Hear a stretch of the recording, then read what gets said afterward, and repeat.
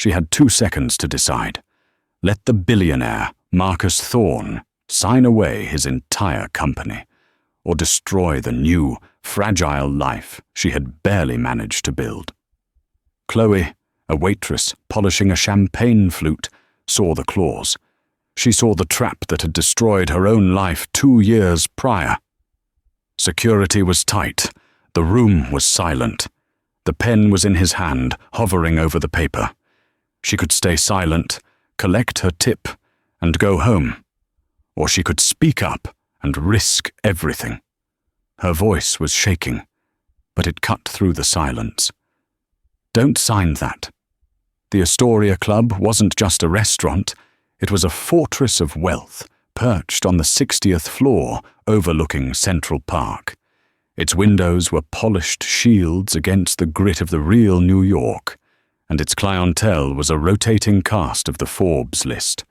Tonight, the private Skyline room was booked for a signing. A very big signing. Chloe Callahan navigated the thick, silent carpet with an expertise that belied her station. Her black uniform was impeccable, her dark hair pulled into a severe bun, and her expression was one of perfect, professional neutrality. Inside, however, she was counting. $3,456. That was the amount left to pay off the last of the legal debt. The debt that had accrued when her life imploded. 2 years ago, Chloe wasn't Chloe the waitress. She was Callahan, the sharpest junior analyst at Stratton Financial, a rising star in forensic accounting. She had a knack for seeing the patterns no one else did, for finding the single, toxic line of code in a mountain of data. And that's exactly what had ruined her. She had found a pattern, a series of shadow transactions run through a Cayman Islands shell corporation named Ethelred Holdings. She reported it to her superior. A week later, she was the one being escorted out by security, accused of insider trading. The evidence was fabricated, but it was perfect. She was disbarred from trading, her reputation shredded, her future vaporized. Ethelred Holdings vanished from the records, and so did her career. Now, she served $500 bottles of champagne to the very people who had once been her peers, and soon her subordinates. The irony was a bitter taste in her mouth that no amount of tip money could wash away. Tonight's event was the merger between Thorne Industries and Blackwood Capital. It was, as the Wall Street Journal had breathlessly reported, a legacy deal. Marcus Thorne, the billionaire, was the man of the hour. He was a tech titan, a man who had built an AI empire from his garage. He was new money, sharp, and known for being ruthless but fair. The man he was merging with, Simon Blackwood, was the opposite. Old money. Oiled reptilian charm. Simon represented the kind of parasitic wealth Chloe had been trained to identify. His firm, Blackwood Capital, didn't build anything. It acquired. It restructured. It fed. Chloe's skin crawled every time she had to refill Simon's glass. He was flanked by his legal team, a row of identical suits from the prestigious and notoriously aggressive firm Rothwell, Stern and Associates. To the future, Marcus.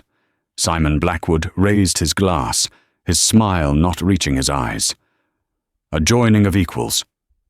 Marcus Thorne, a man with a severe face and eyes that seemed to be processing data at 1,000,000 calculations per second, merely nodded. He hadn't touched his own champagne. He was all business. His own CFO, a man Chloe recognized from Forbes covers named David Chen, looked nervous but excited.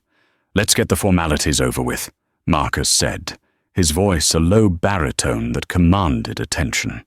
"David, the signature packets." David Chen, sweating slightly, produced several thick, leather-bound folders. They were distributed. The room fell into a hush. This was it. The moment billions of dollars would change hands. Chloe was meant to be invisible. She moved along the wall, collecting empty glasses, her movements fluid and silent. But she was a reader. She couldn't help it.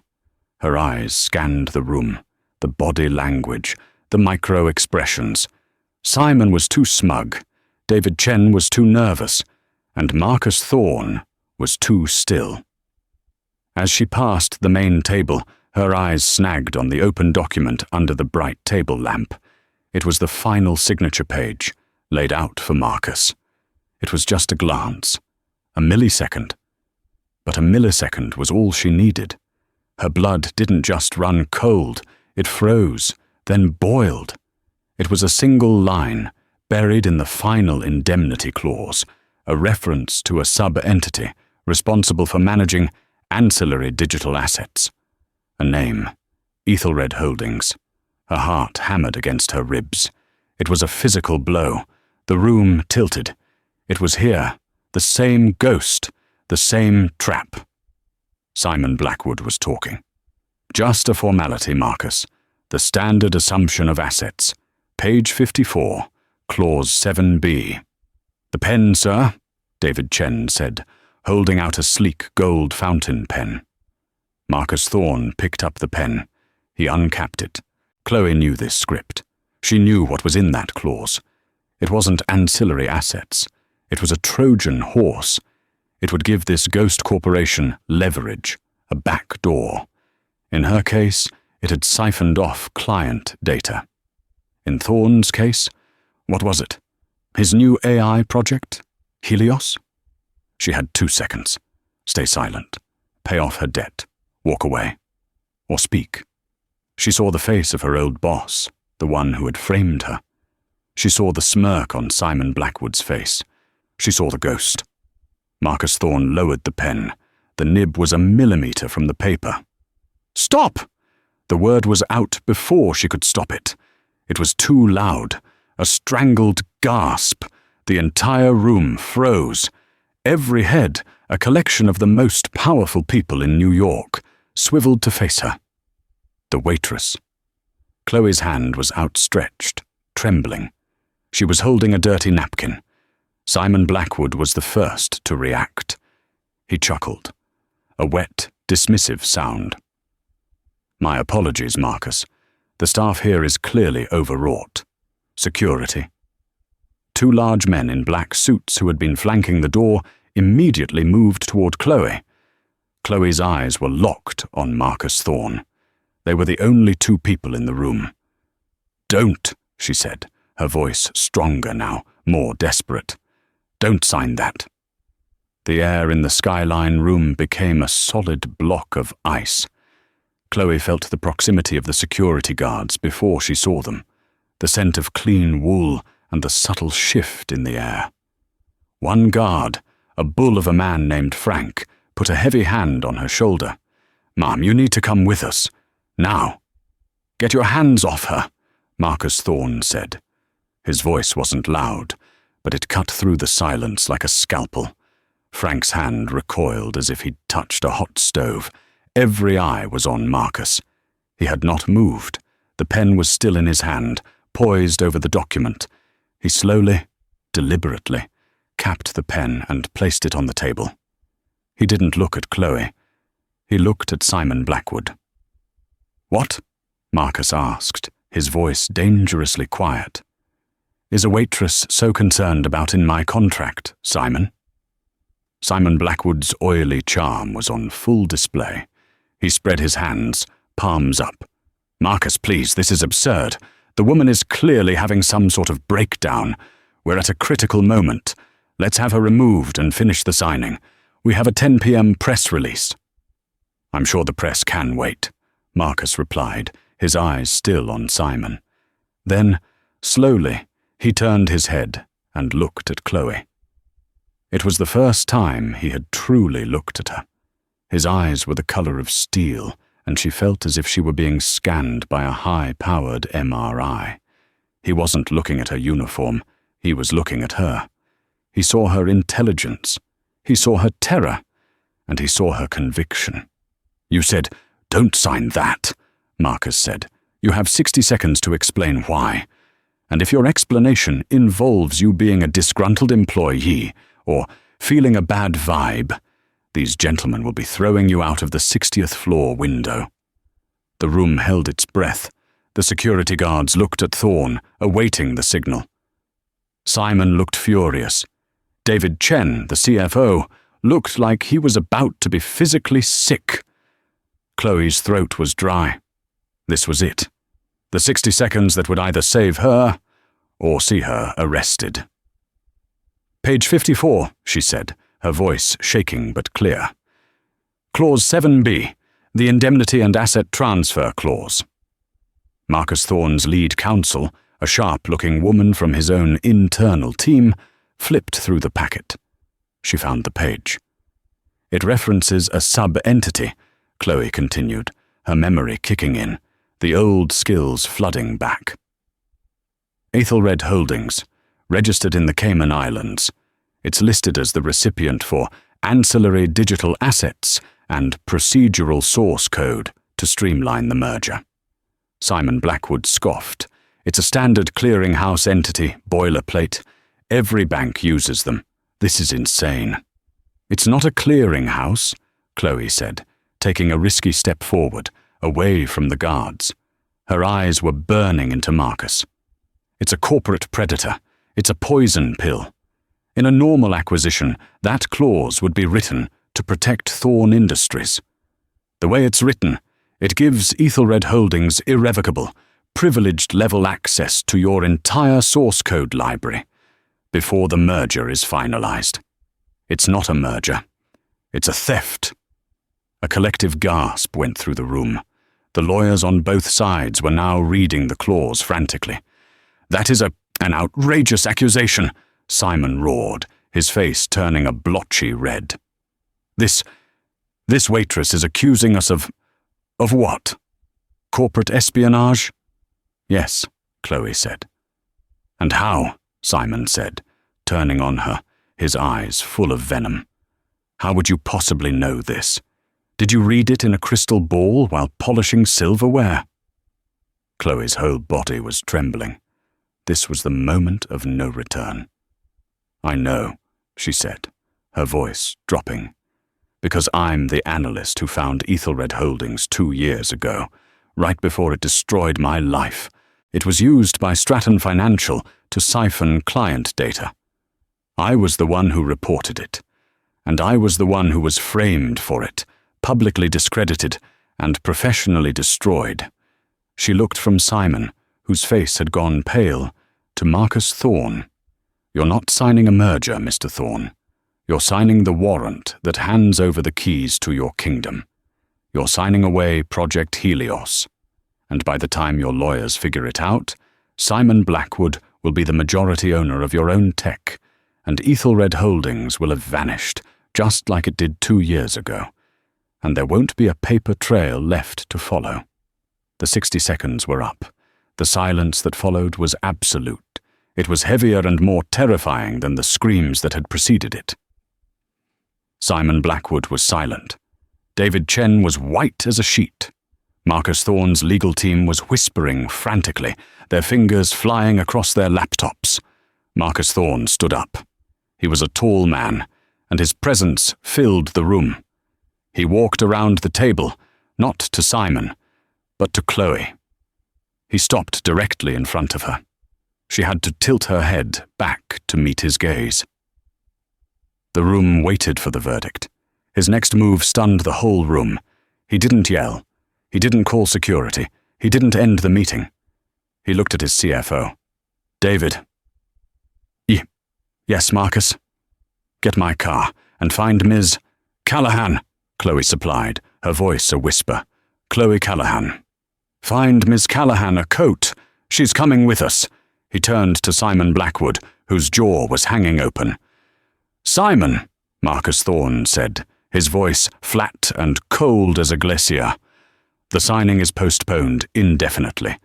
My legal team will be in touch, and I would advise you not to leave the country. As of this moment, you are under investigation by Thorne Industries. And believe me, our forensics team is much better than the one that framed Ms. Callahan. He looked at Chloe. My office. Now, we have work to do. The elevator ride down from the 60th floor was a masterclass in compressed tension. Chloe stood in the corner of the polished mahogany box, acutely aware of her simple black uniform. She was flanked by Marcus Thorne, who was staring at his phone, his thumb a blur, and his CFO, David Chen, who seemed to be vibrating with anxiety. Get the Helios team online, Marcus snapped at David, not looking up. Full lockdown, no external access. I want a complete diagnostic on the firewall. Now. Marcus, the team is in Zurich. It's the middle of the night, David stammered. Marcus finally looked up, and his gaze was so lethally cold that David physically flinched. Then wake them up, David, or I'll find a CFO who can. Right away, Marcus, right away. They swept through the empty lobby of the Astoria, the click-clack of Chloe's sensible shoes echoing the sound of Marcus's expensive Italian leather. A black armored Mercedes Maybach was idling at the curb. A driver scrambled to open the door, and Chloe found herself bundled into the plush, silent interior. The car smelled of leather and power. Chloe sat as far from Marcus as she could, her hands clasped in her lap, willing the trembling to stop. She had just detonated her life, again. But this time, she had taken a billionaire with her. They drove in silence for 10 blocks, the only sound the muted thrum of the engine and the frantic tap-tap-tap of Marcus's fingers on his phone. Thorn Tower, the car's AI announced, and they slipped into a private underground garage. Marcus didn't lead her to a penthouse. He led her to what he called the War Room. It was deep in the sub-basement, a place that required 3 separate security checks, including a thumbprint scan from Marcus himself. The room was a semicircle, dominated by a wall of floor-to-ceiling screens. Most were dark, but some glowed with streams of code and market data. In the center was a massive black conference table. "Coffee," Marcus said to the empty room. An espresso machine in the corner hissed to life. "Ms. Callahan, black?" "Yes, thank you," she murmured, clutching the jacket they had given her. It was his. It was ridiculously large and smelled faintly of expensive cologne. "Sit," he commanded. He didn't sit. He paced in front of the screens, shedding his own jacket and rolling up his sleeves. "David, get our lead counsel, Jessica Marsh, on the line. I want her here in 20 minutes. Get the cyber forensics team in." He turned to Chloe. "Everything, from the beginning. What is Ethelred Holdings?" And so, Chloe told him. For the next 2 hours, under the glow of the data screens, the ex-analyst and the current billionaire in crisis held a summit. Chloe laid out everything she remembered.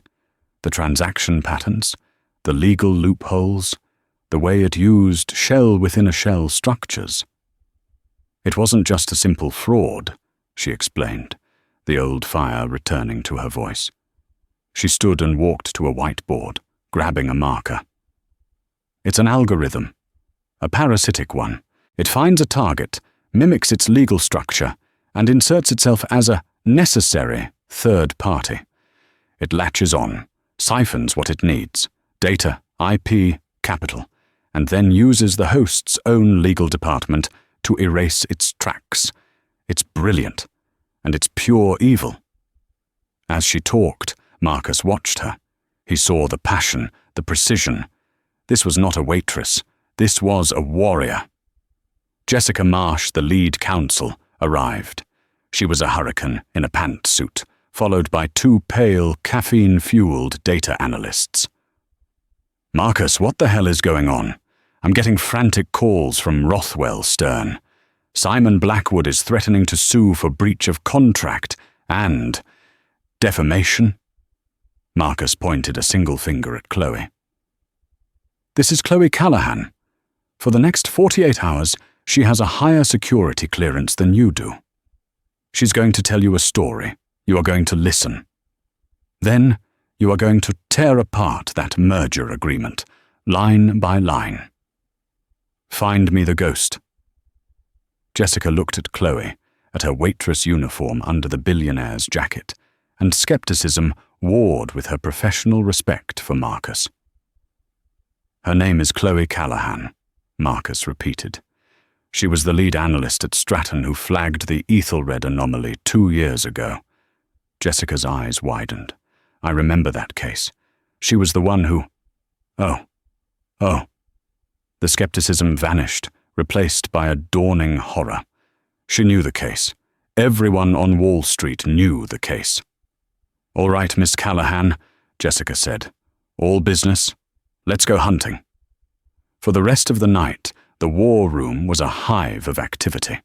Chloe, fueled by adrenaline and black coffee, was at the center of it. She directed the analysts, pointing them to specific database structures, to the kinds of legal language to search for. "Don't search for Ethelred," she told them. "It's a chameleon.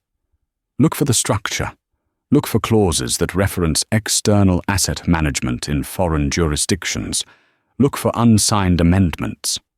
At 3:17 a.m., one of the young analysts, a man named Ben, gasped. I found it. It's not Ethelred Holdings this time.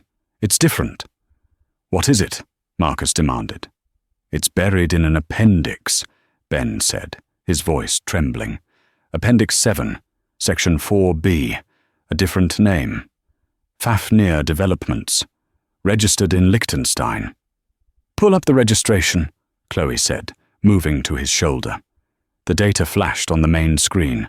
The registration date, the listed partners. "It's a match," Chloe whispered. "It's the same structure, the same directors, listed as proxies. They just changed the name." The room was silent. They had found the ghost. Marcus Thorne looked at the screen, his face grim. "Jessica, get a team. I want an injunction filed against Blackwood Capital by 9 a.m. Shut down all asset transfers. Ben with me. We are going to trace the digital footprint of Fafnir. We're going to find out where the money flows." He then turned to Chloe. She was exhausted, pale, but her eyes were bright. "Miss Callahan," he said, and there was a new respect in his voice, a deep, resonant admiration. "You're not a waitress anymore. I'm hiring you, effective immediately. Your title is Senior Forensic Analyst, Thorne Industries. Your salary is triple what Stratton was paying you. You will report directly to me. We're going to take this monster down. Together." Chloe looked at her hands, still stained with a bit of marker ink. 2 years of humiliation, of fear, of scraping by.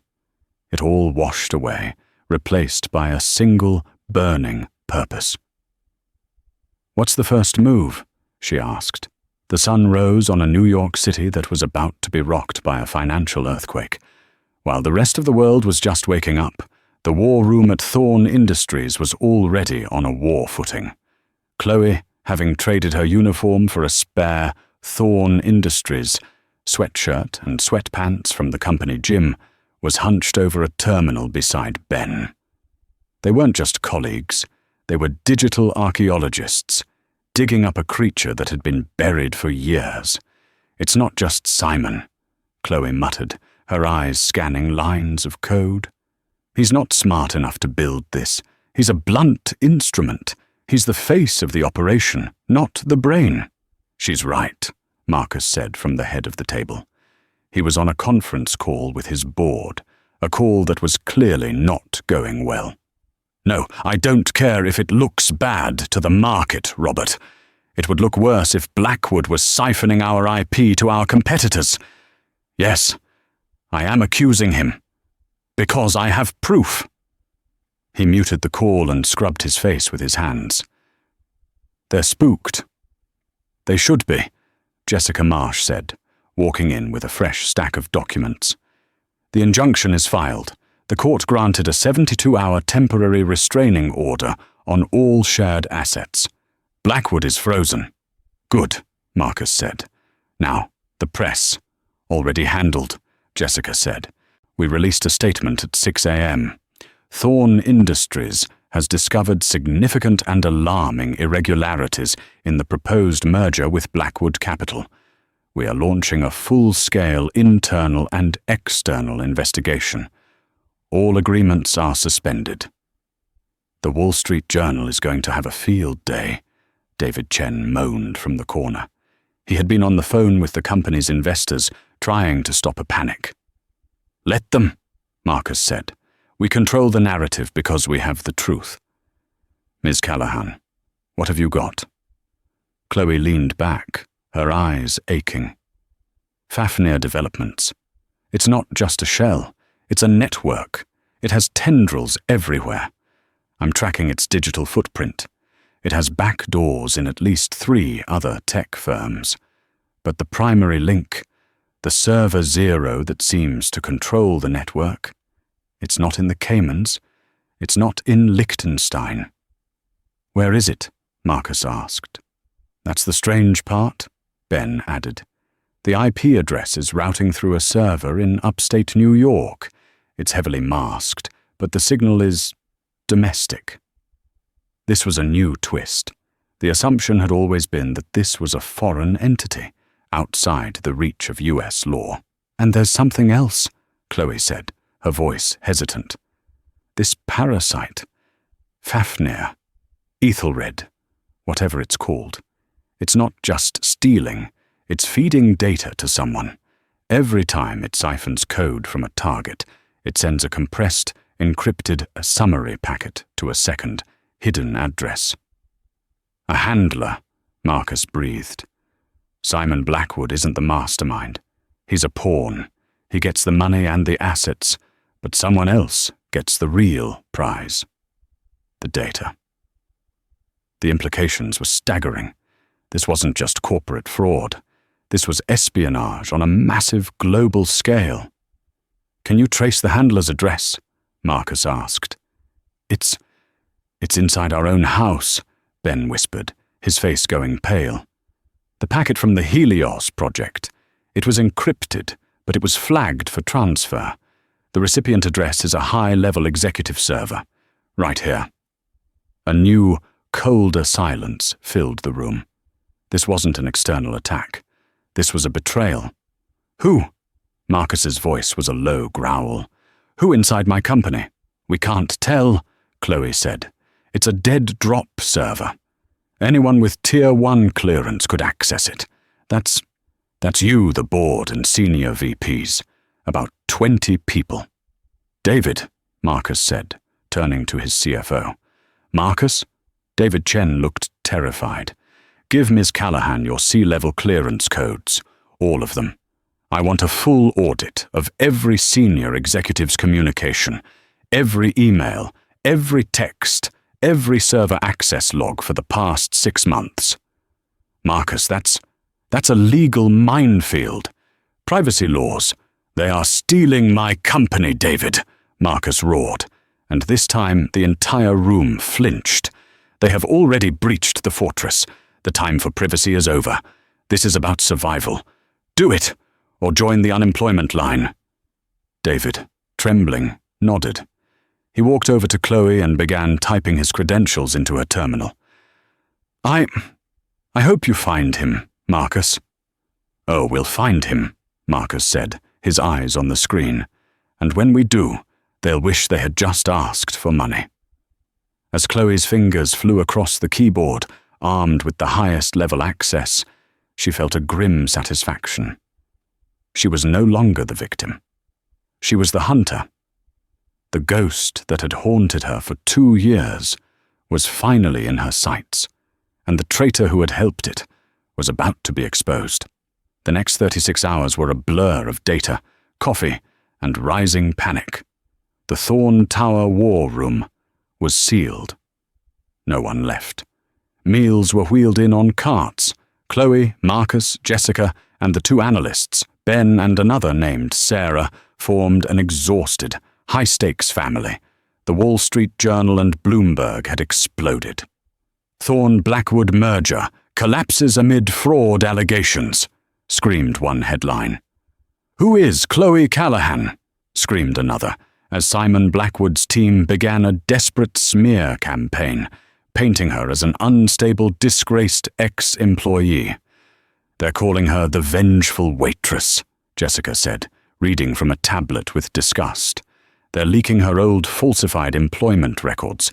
They're trying to discredit her before the SEC filing."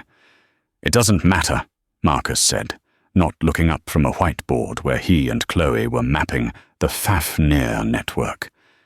"The truth is in the data." "What's the data telling us, Chloe?" Chloe rubbed her eyes, which felt like they were full of sand. "It's telling me the traitor is smart. Very smart. They didn't use their own terminal to access the dead drop." "They spoofed an IP?" Ben asked. "Worse," Chloe said.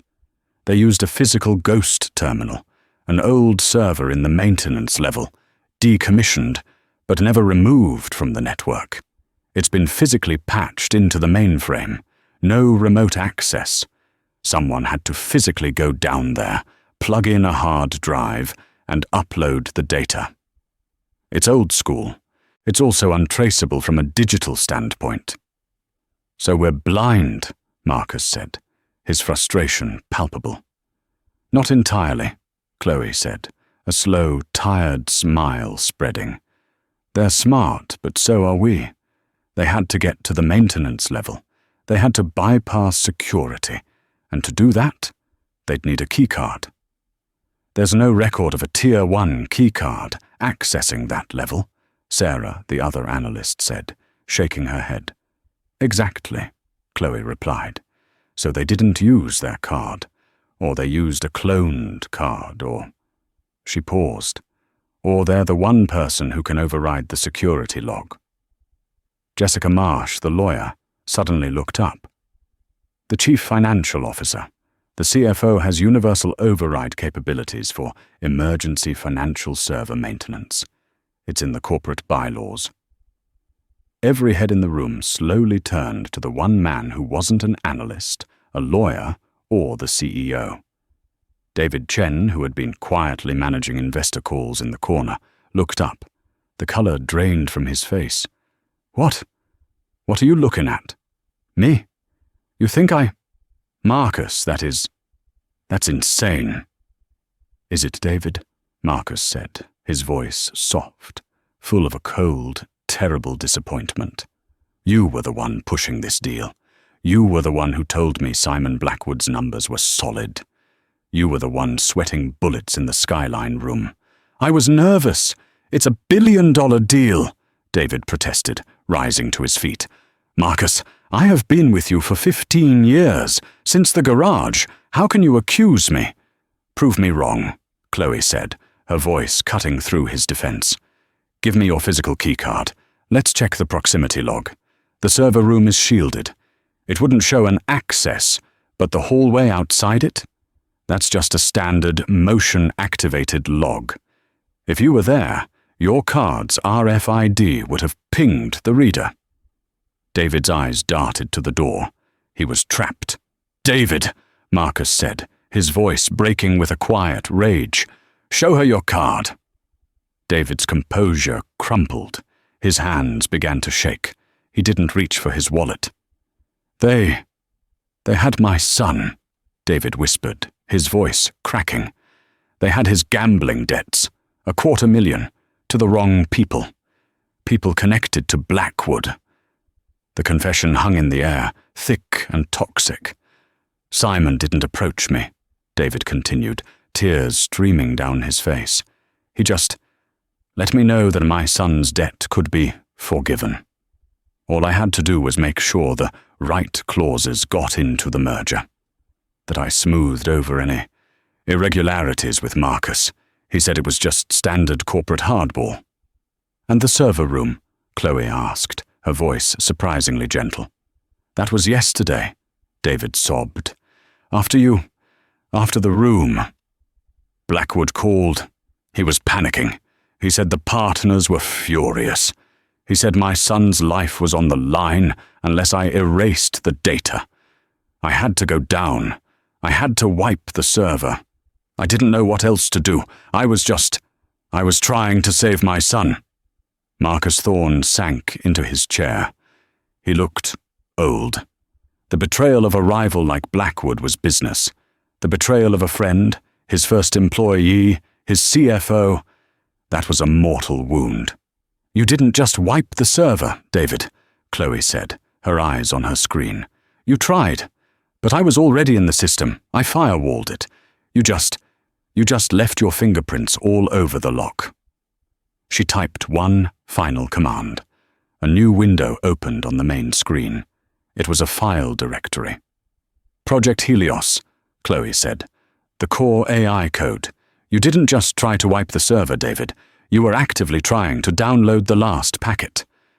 David Chen collapsed into his chair, a broken man.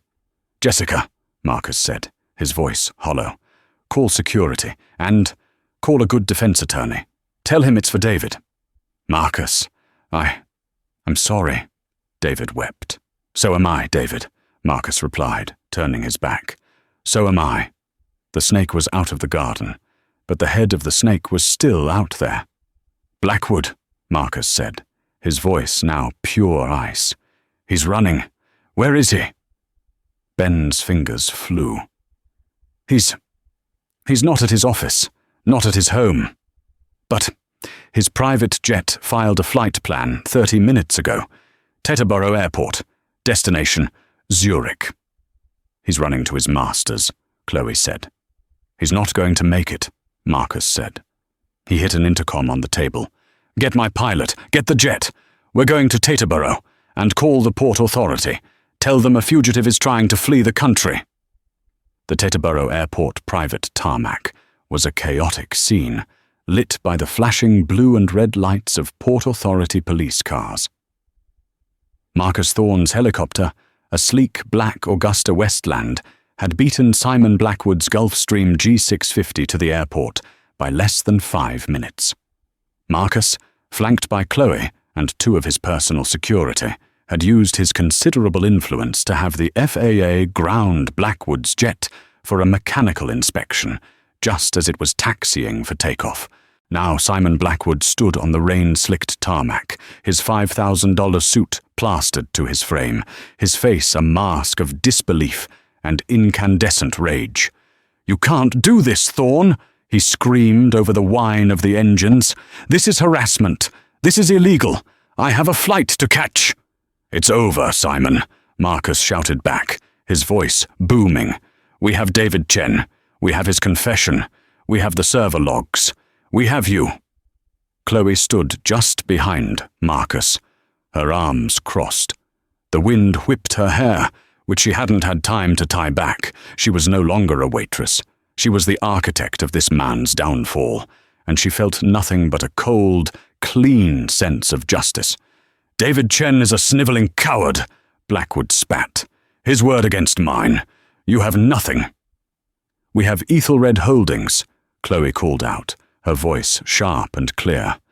"And we have Fafnir Developments, and we have the wire transfers from your offshore accounts to the bookies holding David Chen's son's debt. We have everything."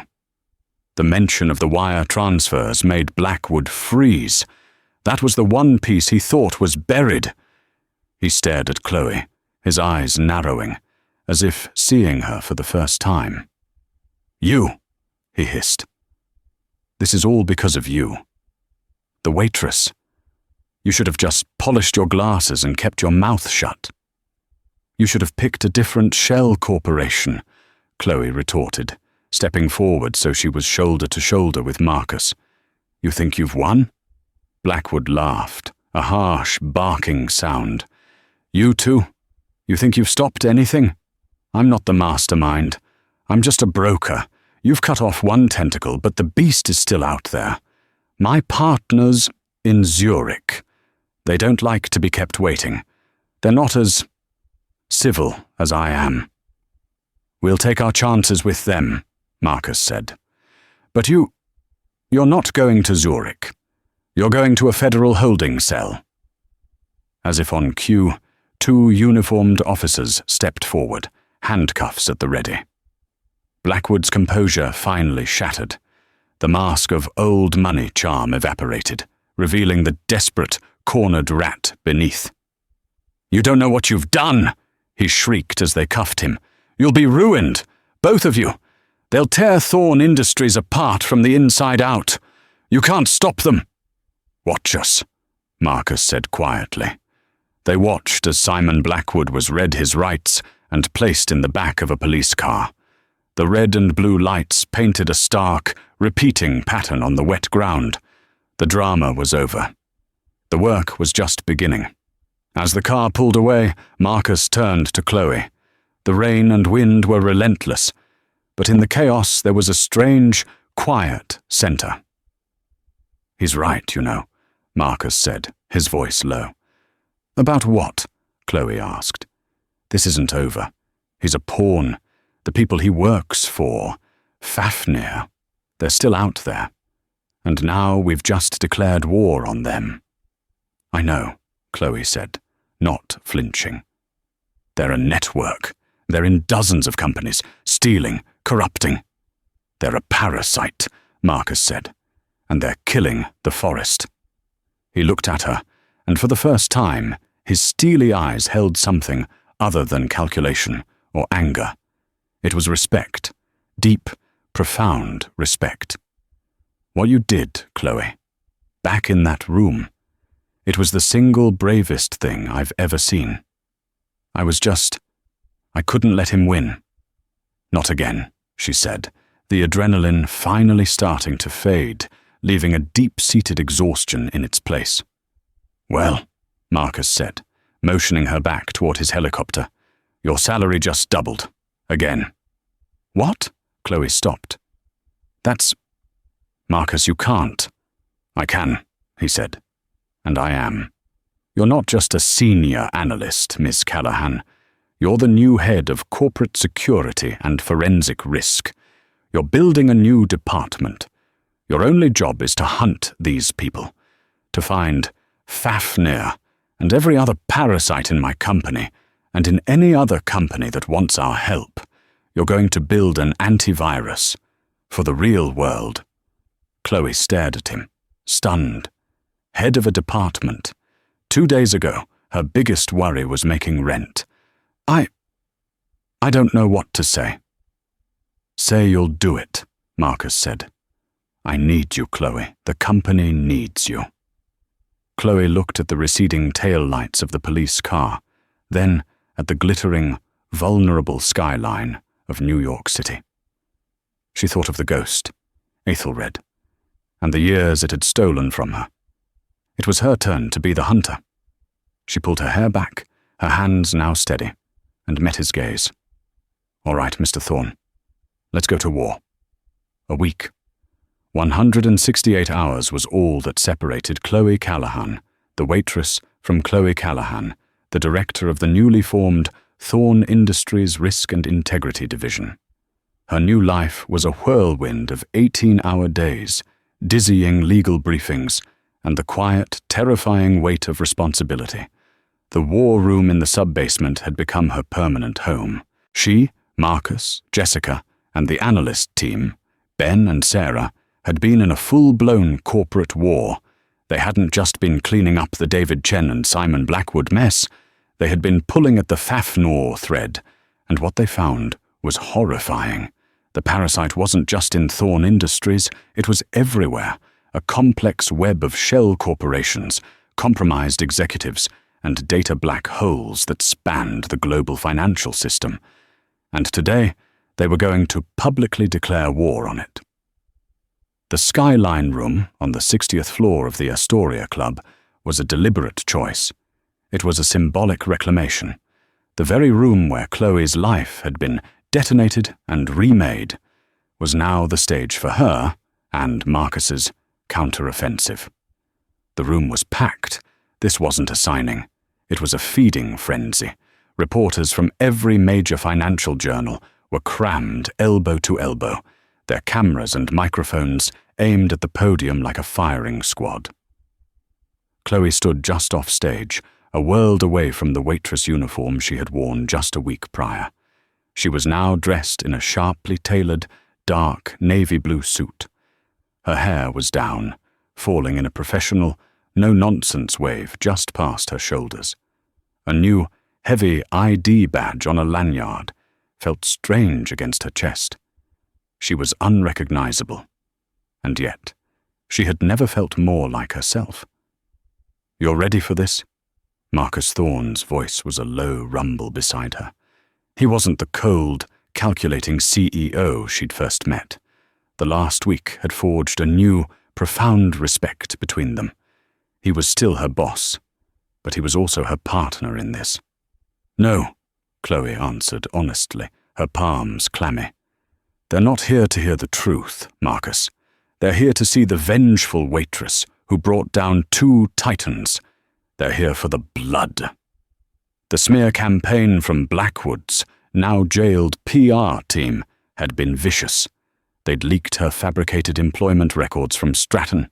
They'd painted her as an unstable, vindictive employee. "Let them," Marcus said, straightening his tie. He looked at the crowd, his eyes pure steel. "We're not here to give them blood. We're here to show them the shark. Let's go." The roar of camera shutters was deafening as they walked out. Marcus took the podium, a solid, unshakable mountain of a man. Chloe and Jessica Marsh sat in the 2 chairs just behind him.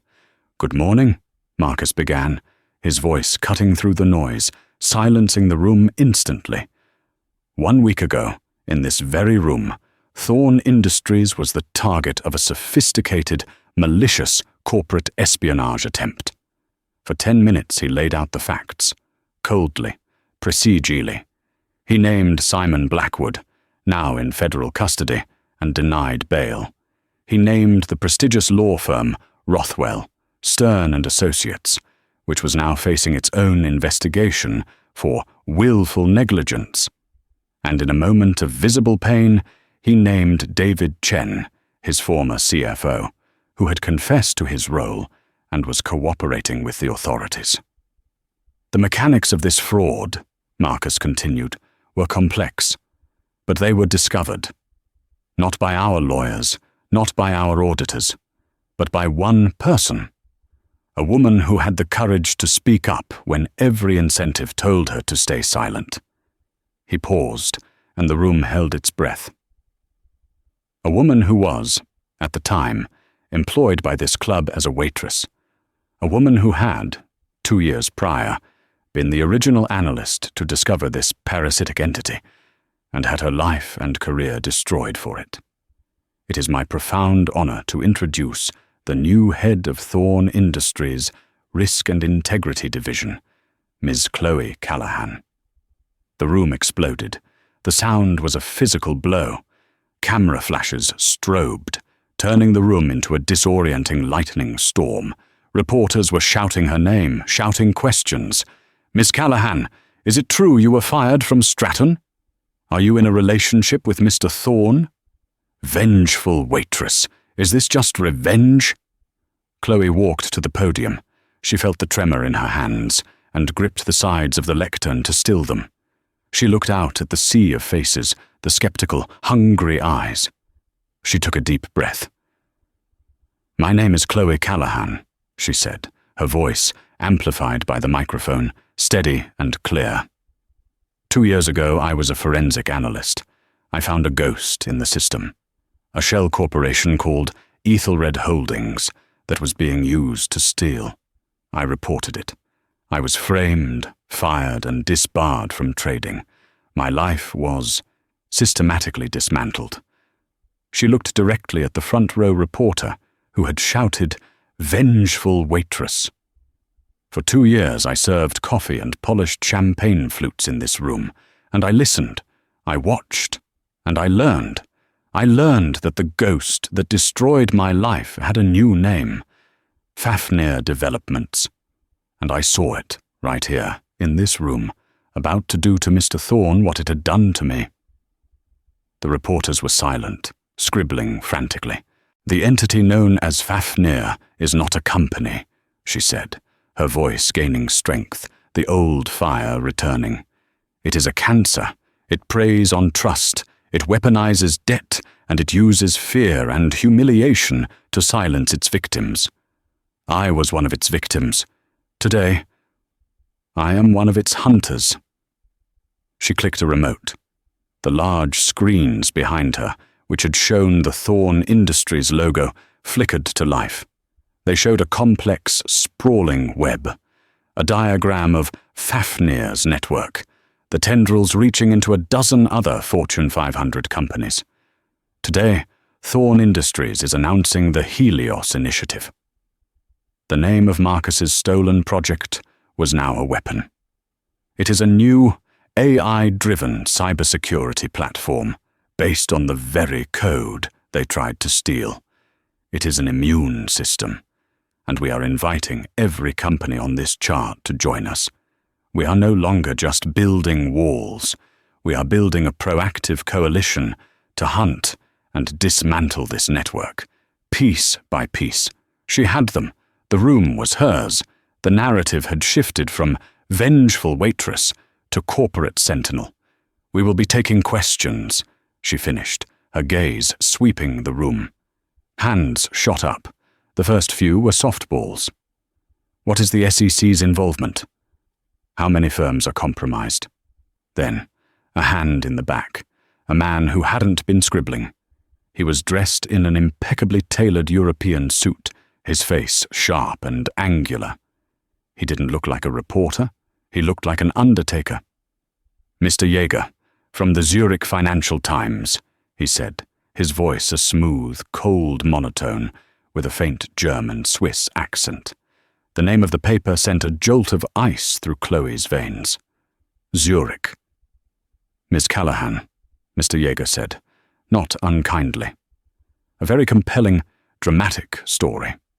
One might say, a Hollywood story.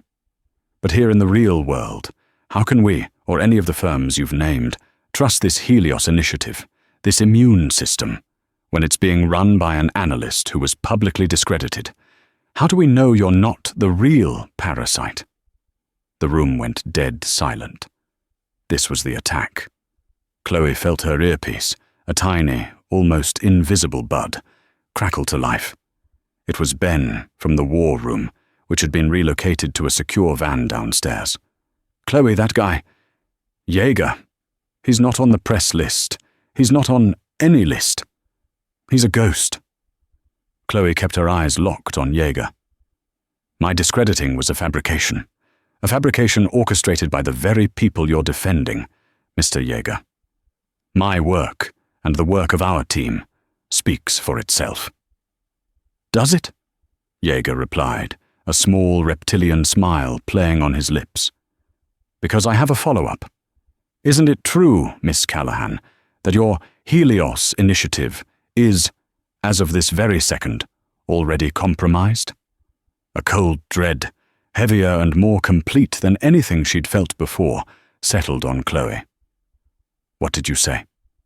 I said, Jaeger continued, his voice rising, projecting to the whole room, that you've been so busy talking about hunting ghosts. You didn't notice one walk right into your house. Check your screens, Mr. Thorn. Simultaneously, all the screens in the room, including the teleprompters, flickered, and the Fafnir diagram vanished. It was replaced by rapidly scrolling lines of green-on-black code. A horrified gasp came from Sarah, the other analyst, in Chloe's earpiece. Oh my God! Chloe! That's the Helios source code. The real code. They're in! Ben yelled. They're in the network. They're broadcasting the core code. It's a full-scale breach. Chloe, they're uploading it. To the public. Right now. Panic erupted. Reporters leapt to their feet, cameras flashing, shouting. This wasn't a press conference. It was a public execution. Marcus Thorn went pale, staring in disbelief. Kill the network, Ben, he roared, forgetting the microphones. We can't! Ben's voice was frantic. It's not coming from our servers. It's a man-in-the-middle attack. They're hijacking our own broadcast signal. Chloe, it's over. They're dumping everything. Jaeger just stood there, his arms crossed, that same horrible, pitying smile on his face. "This," he announced to the chaotic room, "is what happens when you hunt things you don't understand, Mr. Thorne. This is the price for your arrogance." He turned to Chloe. "And for yours, Fräulein Callahan. Your career is over. Again. But this time, it's for good." He turned and began to walk calmly toward the exit, a king leaving a battlefield. Chloe's world was tilting. It was happening again. The humiliation, the public destruction. She was frozen. She could hear the frantic screams of her team in her ear. She could see Marcus, his face ashen, grabbing his phone.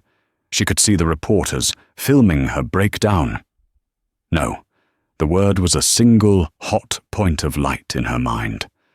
"No, I am not a victim." She shut her eyes for 1 second. She wasn't a waitress. She wasn't a victim. She was a forensic analyst. And this didn't make sense. "Wait," she whispered. "Chloe, we're trying to shut down the building's Wi-Fi, but it's too late," Ben panted. "Ben, stop," Chloe said, her voice quiet. She opened her eyes. The panic was gone, replaced by a cold, analytical fury. "The code on the screen," she said, her voice low. "Is it scrolling, or is it looping?" There was a pause. "What?" "Is it looping?" she repeated, louder. Another pause, this time with frantic typing. Holy crap, it's a loop. It's the same 5,000 lines of code, over and over. It's a fake, Chloe. It's a decoy." A slow, terrifying smile spread across Chloe's face. She looked at Jaeger, who was now at the main door. "It's a feint," she said, her voice suddenly cutting through the room. The room silenced. "It's a magic trick." Marcus looked at her, confused. "He's a magician," Chloe said, pointing at Jaeger. "He's making us all look at the pretty, flashing lights, the leaked code, so we don't see what he's really doing." She turned back to the podium, her voice booming with newfound power. "Ben, Sarah, the upload is a smoke screen. It's designed to panic us, to eat up our bandwidth and attention. They're not uploading. They're downloading. Look for a secondary hidden data transfer. Look for a micro-packet. Now." In her earpiece, she heard Ben's sharp intake of breath. "Found it. Son of a... You're right, Chloe. A single, heavily encrypted packet. It's not Helios. It's the Helios Initiative partner list. All the CEOs who confidentially agreed to join us. They're trying to steal the coalition." "Did they get it?" Chloe asked, her eyes burning into Jaeger, who had frozen at the door, his hand on the handle. "Transfer is at 99%. 99%. Cut it," Chloe commanded. "Firewalled," Ben screamed, triumphant. "I cut the port. The transfer failed. We got it, Chloe. We have the half-cent packet. And we have the source. We're tracing the attack's origin. It's not Zurich. It's close. It's really close. Chloe, it's in the room." Every head turned. "The signal is coming from his laptop bag," Ben yelled. "The reporter! Jaeger! He's the man in the middle!" Chloe looked at Jaeger. His mask of calm was completely gone, replaced by a naked, animalistic panic. He yanked the door open. "Security!" Chloe roared. "Lock down this hotel! Stop that man!"